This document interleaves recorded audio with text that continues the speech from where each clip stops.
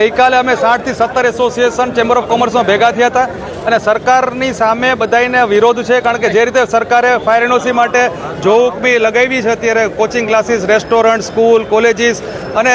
ફેક્ટરીઓ બંધ કરે છે, સીલ મારે છે, તેની સામે બધા વેપારીઓને વાંધો છે અને સરકાર તરફથી બધાને આશા છે કે આમાં સમય મળવો જોઈએ, કારણ કે આ બધા 10-10, 15-15 વર્ષ જૂના બધા એકમો છે ને બધા ટેક્સ ભરે છે, તો સરકારે પહેલેથી આ ઇન્સ્પેક્શન કરવાની જરૂર હતી અને હવે બધા ફાયર ઇક્વિપમેન્ટ્સ અત્યારે ઇઝીલી અવેલેબલ નથી, સ્ટાફ પણ એડિક્વેટ અત્યારે ક્વોન્ટિટીમાં મળતો નથી, તો સરકારે અમુક